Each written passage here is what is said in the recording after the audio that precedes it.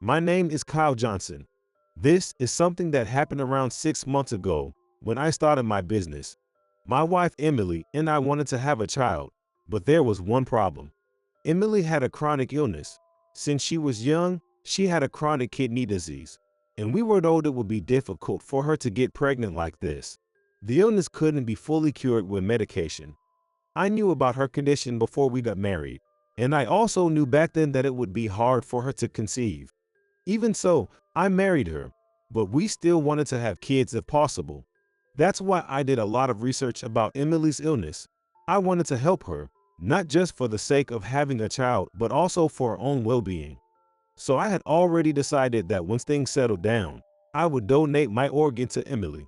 I wanted her to be healthy, and if she were going to carry and raise a child, it was important that the mother be healthy. But my plans were wrecked by Emily's betrayal. One day, she said she needed to talk to me. That was the beginning of a nightmare. As she said that, I came home earlier than usual that day. We sat across from each other at the table and started talking. Well, I'm pregnant. To be honest, I was surprised. Sure, we had hoped for it, but since we hadn't been blessed with a child, I thought it would be impossible unless her illness got better. In that situation, Emily announced her pregnancy. At first, it was a surprise, but I was truly happy. Even though it would be difficult with her illness, I was determined to fully support her. But what she said next shattered everything. So, let's get divorced. Hearing her suddenly talk about divorce left me in shock. I struggled to find words, but Emily delivered an even more shocking revelation. I'm going to marry this baby's father. He's your brother. When I heard that, it was beyond shocking. I couldn't believe my ears. I'm sure I'll never forget that moment for the rest of my life. To be honest, I never really liked my brother. He was single, didn't have a steady job, and lived however he liked. Of course, his income was unstable, and he was still living with our parents. He was living off of them. Because I didn't want to see him, I only went back to my parents' place for Christmas. As a result, we didn't interact much with relatives. So I never imagined Emily would have any kind of relationship with my brother. When did you start seeing my brother? About 3 months ago, we met by chance at the local supermarket. According to Emily, she met my brother by chance. Apparently, she noticed him while shopping at her usual local grocery store and decided to say hi. I rarely went back to my parents' place, but since it was only about a 20-minute walk from our home, it wasn't too far-fetched for my brother to have been shopping there. But despite Emily frequently visiting that store, she never mentioned seeing my brother, which made me a bit suspicious. Emily's explanation cleared that up, though. That day, she really needed something and went out late at night. It was probably around 10 p.m. The store was open 24 hours. My ex-wife wasn't working, so she usually did her shopping during the day. But that day, she went to the store at an unusual hour, just like she said. As for my brother, he probably went there because the neighborhood store was closed. As a result, these two, who had never met before, ran into each other by chance. At that time, I was busy preparing to start my business, and I had been coming home late for some time. There were many nights when I didn't get back until the last train, so I must not have been home yet that night. I had no idea Emily was out that late. Apparently, my brother asked Emily why she was shopping alone at such a late hour. She told him that I had been coming home late recently. After Emily finished her shopping that night, my brother walked her home. After that, they started keeping in touch frequently. Bob never ignored me like you did. If I called, he'd respond right away and come if I asked. Well, of course he would. My brother wasn't working, so he could always meet her demands. Bob treated me better than you ever did. I thought I had things to reflect on too, even if it was for our future. It was true that I was away from home for a long time, but hearing that my brother supposedly cared about Emily more than I did was a bitter pill to swallow. So why don't you just get lost, you useless, sterile loser? Sterile? Well, isn't that right? We tried for years to have a baby, but nothing happened.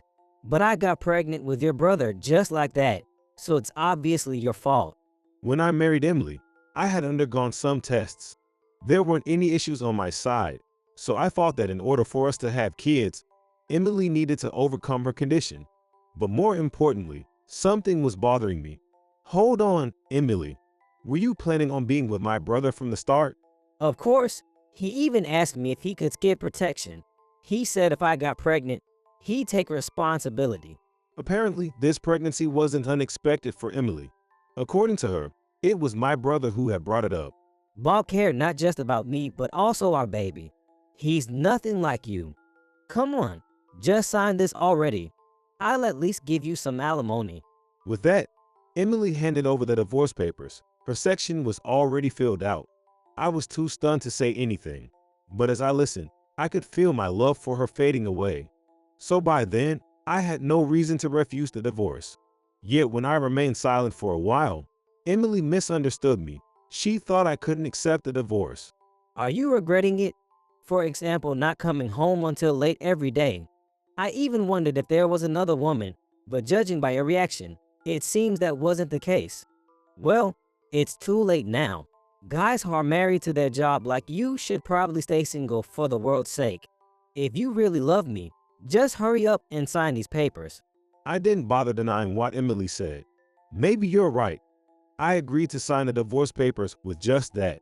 I figured Emily and my brother didn't have any money for alimony and didn't want to keep in touch with them after the divorce, so I decided to let it go. Once my company stabilized, I was confident I wouldn't have money problems. Are you really sure? As a last bit of kindness, I asked Emily this, but unfortunately, she didn't understand my feelings. What do you mean, sure? You're the one who doesn't want the divorce, right? I want it done already. I'd even go file it right now if you want. Got it. I understand. In the end, the divorce papers were to be submitted the next day before I went to work. But even after filing them, it wasn't like she could move out immediately. Emily said, I'll go to Bob's place, which meant she'd be a burden to my parents. I didn't care about my brother, but I wanted to cause as little trouble as possible for my parents. So I ended up agreeing to move out within a week. However, staying in that apartment was too mentally draining. I couldn't stop thinking about what Emily and Bob had done there. Fortunately, a coworker offered to let me stay at their place until I found my next apartment. And so, a week passed. Well, I'm heading out. I was ready to leave, carrying the last of my belongings. Finally, now I can live with Bob. Just go away already. Emily didn't even glance at me. Since it would be our last conversation, I decided to at least tell her one thing. Hey, just so you know, I spoke from behind, but she didn't turn around. Once work settled down, I was planning to have a serious talk with you. When I thought about your chronic illness and donors, and about our future, I thought I should be the donor. That way, maybe we could treat your illness, and about having kids. Is this really the time to be talking about that? I spoke earnestly, but to Emily, it was just noise. Or are you hoping I'll change my mind? Our relationship is over. No matter you say, it won't change. Bob knows about my condition, and if I have a kid, he can be the donor. Stop reciting poetry and just leave already. You're right. Emily had a point. No matter what happened, my feelings wouldn't change at this point. Without another word, I left the apartment. But this story didn't end there. I thought I'd finally get some peace, but that night, Emily contacted me. I ignored her calls a few times, but she was persistent, so I answered. Kyle, what lies did you feed Bob? Before I could even ask what she wanted, she screeched over the phone. What lies? What are you talking about? Don't play dumb. You must have said something to him. What do you mean? I don't understand what you're saying. He said he has no intention of marrying me. Is that so? It is. This is all your fault, Kyle. Just so you know, I haven't contacted my brother since the day we decided to divorce. Then why did he suddenly say he won't marry me? Did he ever actually say he'd marry you? What? Weren't you just assuming Bob would marry you? It's not like he said so or made any promises. It seemed Emily hadn't told Bob about any of this until that day. She hadn't even mentioned that she was pregnant with his child or that she had divorced me. After I moved out, she apparently reached out to Bob, saying she wanted to marry him and live together. It was only then that she learned he had no intention of marrying her. I thought it was strange, but it seemed like she hadn't even told him about the pregnancy. While she brought this upon herself, my brother must have been shocked too. Like I said, I have no clue. I haven't been in touch with my brother in years. If you really want to marry him, try to convince him yourself. Goodbye. Wait, I still need to. Emily was still saying something, but I hung up on her anyway. The calls kept coming after that, but I just ignored them. For several days, I kept ignoring Emily's calls. Then, an unexpected person called. It was my dad. Finally, I panicked and answered the phone, thinking that my parents had also been affected. But it wasn't my dad on the other end. It was my brother. Yay, it's me. You wouldn't pick up if it was my number, so I borrowed Dad's phone. What do you want? I already knew what he'd say. Can you do something about Emily? She's your wife, right? No, she is my ex-wife. Same difference. Just help me out, man. It's not the same. She's not my wife anymore. It's got nothing to do with me. Don't be like that. I'm having a rough time because you lied.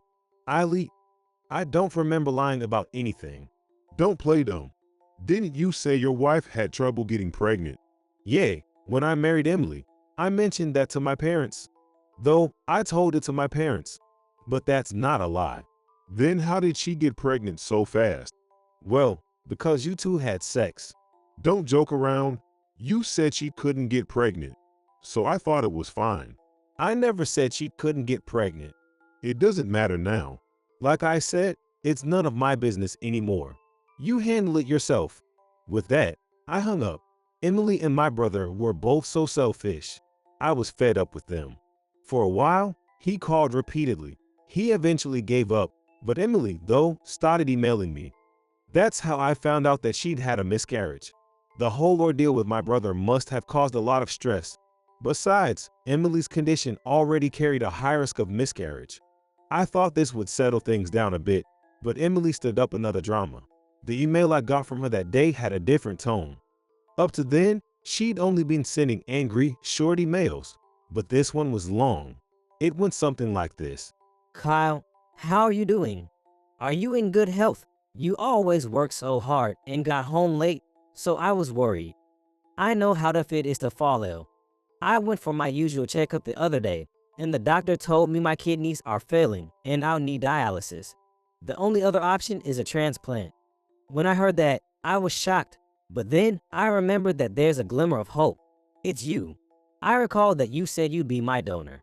I was so happy back then. I realized you really cared for me. I forgive you for often leaving me alone because you were so busy with work. Please come back home. I'm waiting for you.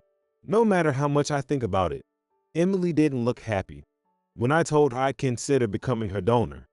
And now it turned out that I promised to become her donor. At this point, I almost admired Emily. How could she come up with so many lies? I thought that if I didn't make things clear, Emily would keep clinging to me. I replied to her, "Sorry, but I can't fulfill your hope. That's because I'm no longer your spouse. Now that we're complete strangers, I can't be your donor. So, find someone else." Then why don't we just get married again? I don't mind. Let's file the paperwork once more. Are you misunderstanding something? You're just a stranger to me now. I can't hurt myself enough to donate an organ. If you must, ask my brother and marry him. My response was unexpected for Emily. After that, she replied with a string of angry messages. You're the worst. I was going to forgive you. And now that I tried to be nice, you're taking advantage of me. Don't come begging for forgiveness later. Bye. After that, I never heard from Emily again. Later, my parents told me that Emily's parents had called them to apologize. They heard a lot from that call and found out that Emily couldn't find a donor in the end. Of course, my brother didn't help, and none of Emily's relatives cooperated either. Because of this incident, Emily's parents were extremely furious. Due to the fact that the affair and divorce became widely known among relatives, Emily was unable to receive organ donation and had no choice but to undergo dialysis. Managing that must be really tough. And because of this, my brother finally got kicked out of my parents' place. They realized they were too lenient with him. It was tough, but that was the one good thing for me. Now, I can return home without any worries. Work has been settling down lately, too. I recently got a new girlfriend. Actually, she says she likes that I'm so dedicated to my work. Moving forward, I'll keep working hard while taking good care of her.